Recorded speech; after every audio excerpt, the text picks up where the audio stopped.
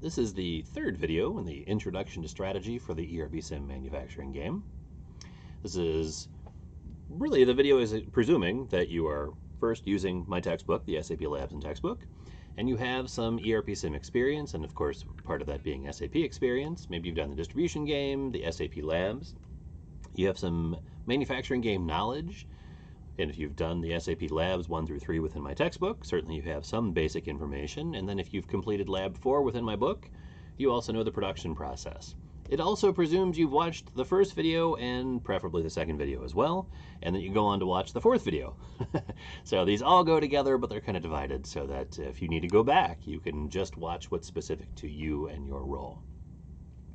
And what I mean by that is there are 4 general roles within the ERPsim manufacturing game for strategy. You might have 1 person on your team, you might have 5 people on your team, but it's whatever your number of people on your team end up being, it's going to come down to these are some roles you need to be thinking about. And within this video, we're going to focus on the sales manager. Within all of this, just because I'm talking to the sales manager doesn't mean everyone else should just not pay attention. This all fits together. So we have our system coming together, working through all of the processes and all the tasks, but then each person needs to be communicating as well with each of the individual people, because it might take a few days for the system to update. When someone can actually communicate in real time, it gets that information out more quickly.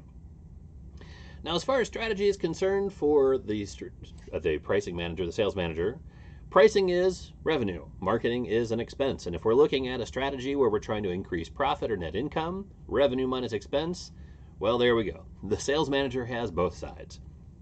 Poor pricing means low revenue. Poor marketing planning, the advertising part of it, means higher expenses or a lower return on investment. So what do you do round 1, day 1? The simulation has started. You have no finished goods. You have no historical data. Where do you start? Do you just start marketing and changing prices? Well, round 1 for every team.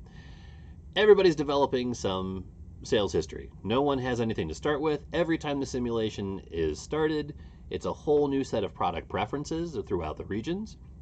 So every single team that is competing at any given time, once they get into round 1, they're all trying to build up some history. So which products are selling, where, which price? This is going to guide your pricing and your marketing strategy. And different teams have different strategies. In general, start small or not at all. There's no reason why you have to change prices. So build your sales history before you make big changes. Instead of saying, we're going to go with 1% over cost, what's your cost? And why would you do that? So plan to spend round 1 or more building sales history. Check the Z market report, the market report that tells you what the industry is doing. What's everyone else doing? How much data can you get? Communicate with your team, your production manager. Which products are you actually manufacturing? The analyst and planner. Hopefully they're able to help you find some trends early enough so you can start making some changes. You should also be quantifying your pricing decisions. Why would you raise or lower your price? There really isn't a reason, right? This is your revenue. Lowering prices lowers your revenue. Raising your prices too high lowers your revenue. If it's so low that you have stock outs, well, that's revenue that you're missing out on. If you raise your prices so high that no one wants to buy, that's missed opportunities. So the sales volume and market share are not the same as profit, so you're not being judged by your volume or being a price leader or something like that. What you want to do is make sure you're selling at the most profitable price. You also want to quantify your marketing decisions. So this is the marketing side, the promotion side. Why would you lower or increase marketing for a certain product? Marketing is an expense which comes right off of your net income. It's a daily expense. If you're marketing too much, you're wasting money. If you're marketing too little, you're generating an expense that actually isn't getting anything out of it. What's just right? So again, marketing should be quantified throughout the simulation as well. The textbook, my textbook, discusses quantifying the strategy. Make sure you read the sections on strategy and read through the sections on strategy and OData, where you're actually building an analytics tool. This video is going to cover more of the functional aspects. There's going to be some strategy within the functional aspects, but it's mostly this is what you need to know and this is how you do it. So remember, you have 6 different products in 2 different sizes, so a total of 12 material codes, 12 products. The information is available in the participants guide on each one of these, and then there's a little bit of information in the job aid as well. Everything is sold within the German market. you have 3 different regions and 3 distribution channels. This is important for you as the sales manager to understand each one of these regions and also the distribution channels themselves. Now, the regions, every time the simulation starts, there are new product preferences per region. So just because in the last game the South really liked nut muesli does not mean the South likes nut muesli in the next game. They might like nut muesli, but it might be a different region, or maybe it's spread out this time. So it's up to you to figure out what the regional preferences are. There are 3 distribution channels. The distribution channels set pricing across all of Germany. So there's 10, 12, and 14 for the distribution channels. When you set a price in 10, it's across all of Germany. Marketing, however, is regional. So you can choose to market a specific product within a specific region, but realize that price is the same across all of Germany. So the sales reports are going to be telling you which distribution channel and region people are buying. The number of stores, the number of customers by geographical area, and this is going to fit into your marketing planning, your pricing planning. It's distribution channel 10, 12, and 14. This information is part of the participants guide, so don't think you need to memorize this slide at all. It's divided out by the different regions as well. It's the west, the south, and the north. Distribution channel 10. These are referred to as hypermarkets. So within the Midwest, that would be something like Sam's Club or Costco, where it tends to be more of buying large quantities of stuff at a very reduced price. Within distribution channel 10, the hypermarkets, they only buy the large boxes, the 1 kilogram muesli. They have a payment delay of 20 days, so if they're buying from you, it's 20 days later before they will actually pay for it. They're very sensitive to price. So if you have a high price, they're probably not going to buy. If you have a lower price, they probably are. On the other side of this, from a strategy perspective, there's a low sensitivity to advertising. So if you decide to raise your price and put marketing on top of it, distribution channel 10 is probably not going to respond to it. It's more about the best price for the most stuff. Within the hypermarkets themselves, DC10, each one of them, each customer has a strong preference for 3 particular products during the simulation. And it's up to you and your analytics to figure that out. Distribution channel 12, these are just more of the standard grocery chains. So in the Midwest, it's Kroger's, Pick and Save, Winn-Dixie is one on the south. There are a number of other different ones, but this is kind of your standard grocery store. They have a little bit more space, and they're not as sensitive to price, and they're kind of sensitive to advertising. So it's a little different than distribution channel 10 as far as price and marketing.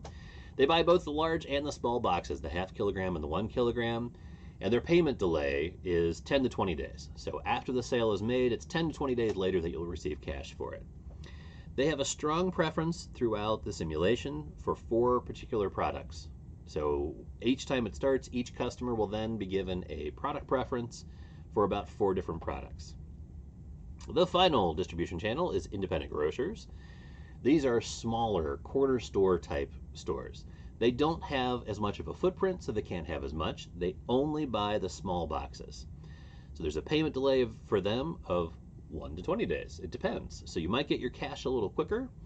They have a low sensitivity to price. These are people who are looking for convenience. It's easier for me to go walk down the street and go to this corner grocery store than to drive all the way to the big hypermarket.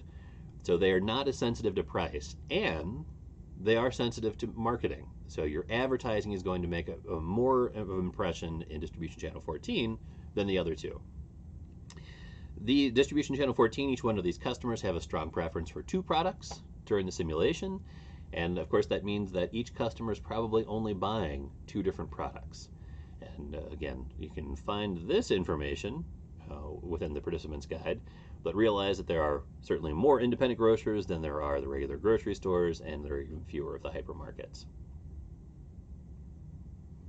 So remember this, pricing is by distribution channel. You have 2 different prices per product, which means because channel 10 and 12 sell the 1 kilogram, you have 2 different prices for the 1 kilogram products.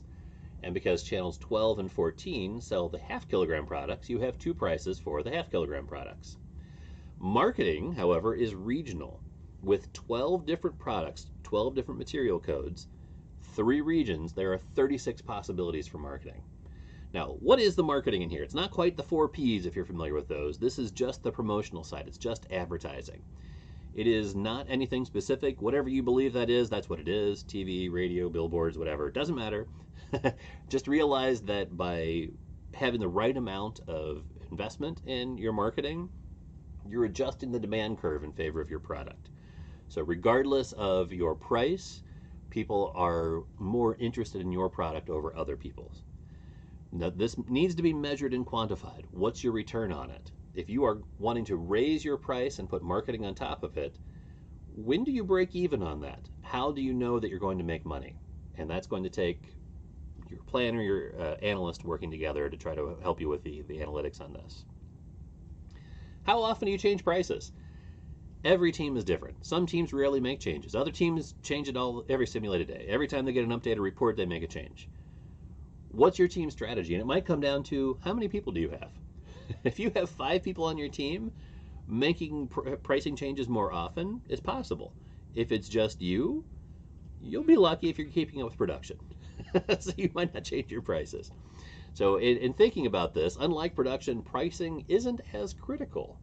So to have revenue, you have to have manufactured finished goods. Pricing? Well, there's default prices in the system. So if you don't change anything, well, at least you're still making something. If prices are too high, you'll have few sales. If it's too low, you get stockouts. Is that okay? Mm-hmm. If you only have one person on your team, well, it's probably okay. And if you get a chance, at some point you might jump in and change one of the prices up or down. But it's probably going to be something you can live with. Again, it's not as critical as the production process. What's the point of the previous slide? Why would I tell you that your role actually isn't that important? Why I'm saying that is because sometimes teams get caught up in changing their prices and their marketing. That I had one student tell me, we want our team to be the price leader. What does that mean? You're not judged by your market share. No one really cares how much you're selling. It's all about your profitability. So if you're changing your prices, investing in marketing, you're doing that to increase your profit. Any other reason goes against the point of the simulation. I've seen entire teams shut down their production trying to figure out pricing. Always be producing, figure out the pricing later. So again, don't get caught up in it. It's not that your role isn't important. It's just if you don't do anything, it's probably okay too. Now, don't forget, everything you're doing is for generating profit. Every decision you make should either increase your revenue or decrease your expenses, preferably both. And your pricing, what you price your products at, is your revenue. Your marketing is your revenue. If your pricing for this is below your cost, you're increasing expenses. It's not really increasing expenses, you're just not making up the difference. So again, every decision you make as a sales manager is going to impact your profitability. So better prices, better revenue, but what about the expense? Now I'm telling you to be careful with this, but sometimes you have to spend money to make money. Make sure you're calculating this. Keep the price the same and add marketing. Watch your sales reports. If there's a change in sales, if you have increased your sales as a result of marketing, at what point does your marketing expense increase your revenue to break even, and then how much does it take to go beyond? Can you continue to increase your marketing and your price and make even more money? It depends. So watch your cost, watch all of this, and read the textbook sections on strategy. So pricing can be quantified and qualified. It should be. See the textbook sections on strategy. It's kind of focuses on the production process, but it also really talks about how the production process fits into cost, which then impacts your pricing strategies. Also see the sections on OData for strategy. You can create a qualified product strategy using real-time ERPsim data. Remember, you need to constantly be communicating. So the sales manager should be talking to the production manager. If you are doing marketing for a product that isn't in stock, isn't being made, well, you're just wasting money. So you always need to be talking to each other, and the planner and the analyst will be helping you quite a bit in coming up with your strategy. All right, so how do you do it? I'm going to cover a few of the different transactions and the reports here. But really, it's going to take some experience before you completely understand it. So let me get in here. So I have a team that is running. I'm also going to show you, and again, I highly recommend you have this printed. So for you as the sales manager, you're going to be within these two transactions most often. So VK32 and then also ZADS. So changing price and the marketing expense. I'm going to start with VK32, VK32, VK32. So on the job aid it says to open the prices folder, double click on price list. Realize that by default, and I have not changed anything on here, it is popping up and it is showing just distribution channel 12. Often I have students who just click execute after this and don't pay attention to the fact that they're only looking at one distribution channel and then send me a message saying, I've changed the price but I'm still selling it at another price. It's because you have two prices for each product. So what you want to do is, and actually, let me double check here. I think you can actually do this. Leave it blank and it'll show you everything, or you can do 10 to 14. I'm going to do this first and then I'll jump back in. The valid on date needs to be put on, and you should only have to do that once if you've only logged on once. And then the next step is execute. So this gets a little hairy. I suggest that you maximize the screen. I have seen in the past as well that as you scroll through this with a mouse wheel, sometimes on laptops it locks it up. So don't do that. If you have an external mouse on your laptop, sometimes it throws things off. But these are your prices, and you can look at the job aid to see which each one of these is. So distribution channel 10, 12, and then the material codes here, and I'll show you on the job aid where to find those. There we go. So it's each one of these different products here is showing you. So let's look at F06 is here, distribution channel 12.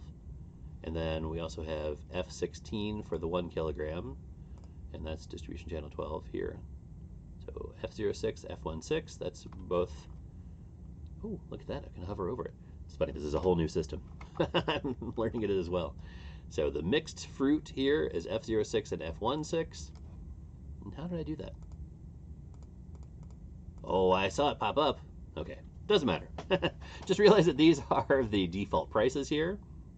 This looks a little bit like an Excel spreadsheet, but it does not behave like it. Do you realize that if this is too much for you, maybe you're only working with the 500 gram and you only want to see those, you can, within this selection screen, just choose the distribution channel that you want. So if you're only doing the 500 gram, that's distribution channels 12 and 14. And then this way, oh, the valid on date.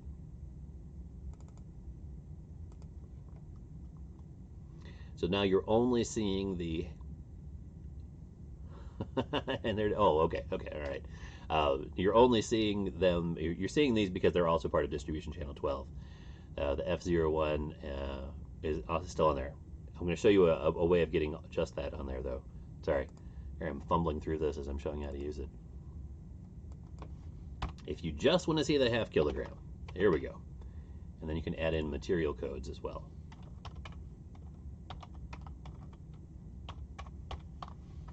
So this selection screen, just remember sometimes some things pop up on here that you're not expecting, and it'll limit your view. So if you're wanting to see distribution channel 10, it's not going to show up in here.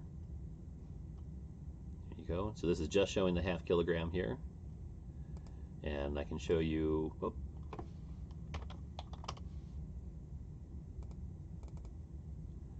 if I were to do distribution channel 10. And I say I want F01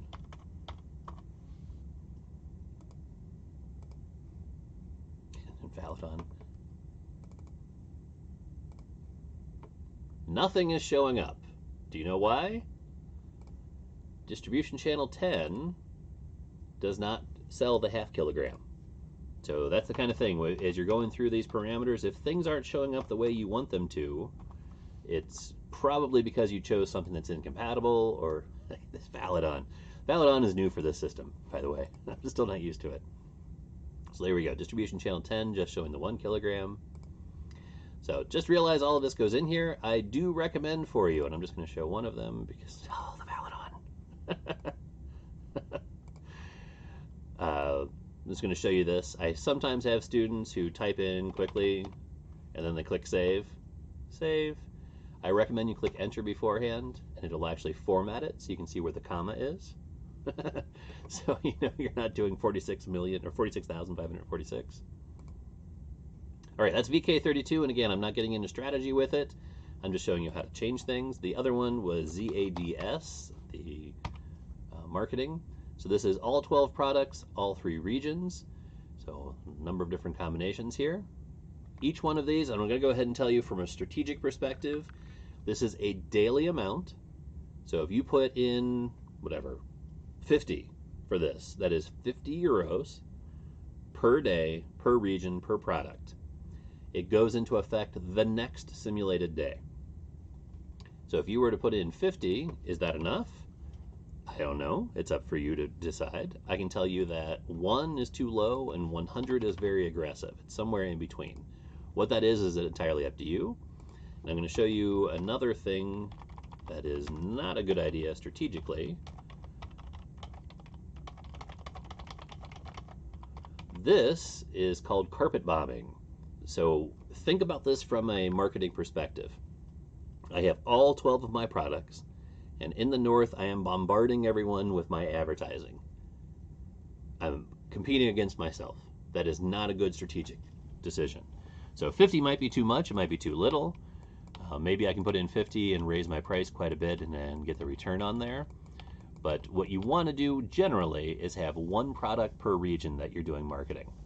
So you'll want to find that 1 product that you can raise the price enough to pay for the marketing and still have a profit and be able to use the right amount. And again, it might be 35, it might be 75, it depends.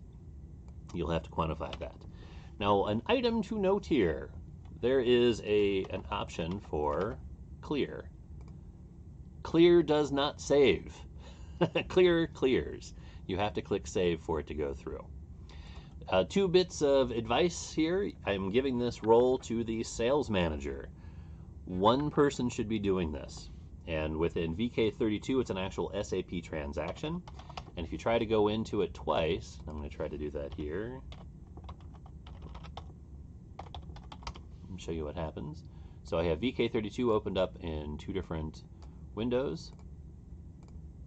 Open prices, price list. And this is F11, execute. Oh, the Faladon. You can tell I'm really not used to that. So here we go, and then I'm going to do the same thing.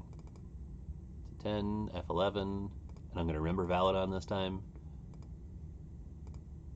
Blocked records. So what this is doing, this transaction is smart enough to say, you only want 1 person at a time changing prices. You don't want 2 people in there, so the records are blocked. If you ever see blocked records, it means someone is in VK32 for the records you're trying to open already. And it might be you, as is the case here. I am on the same user ID for both of these, and it's saying block records. It could be you. Yeah, you might have another session open. With ZADS, though, it is not an actual SAP transaction. It's a custom transaction. I can be in here. I can be changing things. And I can change it over here. So all I have to do is click save, and it's in. I click save, and it's in. Which one wins? The last one to save. There are no blocked records here. And I can prove that to you by going back into it. Hello. Going back into it. Come on. And show you that this is the one that actually made it through. Click clear and save. And here I am over here looking at it. Yep, I've got it in. Everything's good. Plan saved successfully. But it's not. I just cleared it. So realize that that transaction does not have any safeguards. 1 person at a time. Now, if you are the salesperson and you, now I've showed you how to change the prices, what is your cost? There's another transaction on the job aid, and it's actually right underneath marketing, ZADS, and it's ZCK11. This is a very powerful screen, and this is where you're going to want to work with your planner, with your analyst, and your production manager. This is how you figure out what your costs are. But this is just a plan for your cost. This is presuming 75% productivity and your standard fixed daily cost. You have your variable cost for the raw materials that come together within each of your products, and this is using the raw material within your bill of material, so whatever those quantities are, and the current variable cost from your vendor. and then it's adding a fixed cost. The fixed cost is all of these spread out over your production. The fixed allocation cost here is €1.55. If my productivity is down, my production manager is not keeping up very well, my costs go up. If the production manager does really well, my costs go down. Now the costs are the same. This hasn't changed, but it's spread out over more units. So realize, just looking at this, the default is 75%, just looking at this and saying, hey, what's my cost? There it is, I'll just be 10 cents over. Well, 10 cents over doesn't make sense if your production manager isn't keeping up with production. So realize, all of these things are going to change if you increase your production capacity, if you decrease your setup time. A lot of other different costs are going to need to be factored in to be able to make, so you have to make up for them. So ZCK11 is going to tell you a lot. My recommendation for your planner and analyst is to actually recreate this in some sort of a spreadsheet so you can run what-if scenarios. So you have a better handle on your variable and fixed cost on here. The textbook has more information about this transaction. ZCK11, make sure you read through those sections. The final couple of things are the sales reports. And I recommend just going to the detailed sales order report, ZVA05. This is listed under pricing on the job aid, the detailed sales order report. This is going to tell you the round, the day, the area, and the distribution channel per product, what your selling price was, what the quantity was, and what the value is. This cost isn't very reliable here. It's kind of, it's not very reliable. So don't worry about that. But this is the sales that have taken place. So for my team that I'm logged in to, I'm between round 1 and round 2. This is what I have. This is what I've sold. And you can see that I'm selling a number of different products across north. And then this is in the south. And then this is down in the west. Take a look at these. This information is available in real time as well through OData. You can work through these tools up here to actually go through, and it can sort and filter. You can also export to a spreadsheet, which I recommend, or you can set up OData and get this available in real time. This is the kind of thing that your planner and analyst should be looking at during the game and building the analytics tools outside of the game. As you can tell, it's very difficult to look at this in-game and try to figure out, all right, if I'm changing prices, where do I go? Where do I look? What am I actually doing? Remember that your pricing is across all the distribution channels. So if you change your pricing for 1 kilogram nut in distribution channel 10, it's across all of the regions. If you change it in 12, it's across all of the regions. Marketing is across both of the distribution channels. So realize that the regional marketing hits both distribution channels. It's across that region. So again, spend some more time reading through that. The participants guide talks about this as well.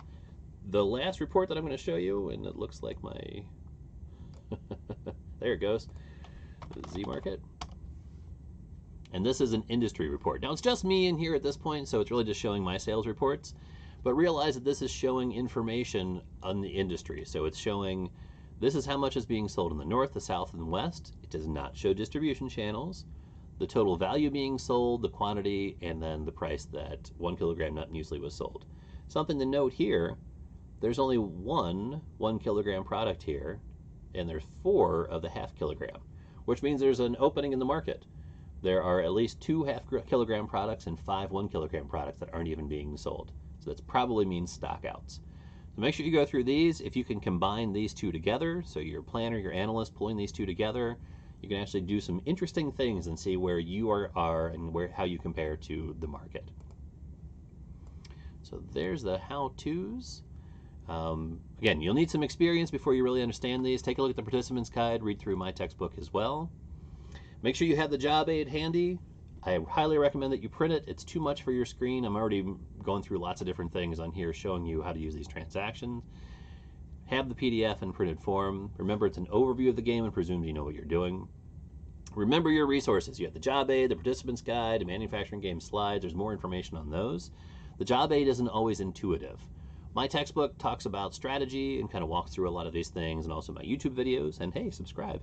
There are also other people's videos out there that probably aren't as up to date, but a lot of the pricing strategies end up being similar. Remember, this is video 3 of 4. The first video is an introduction to the strategy.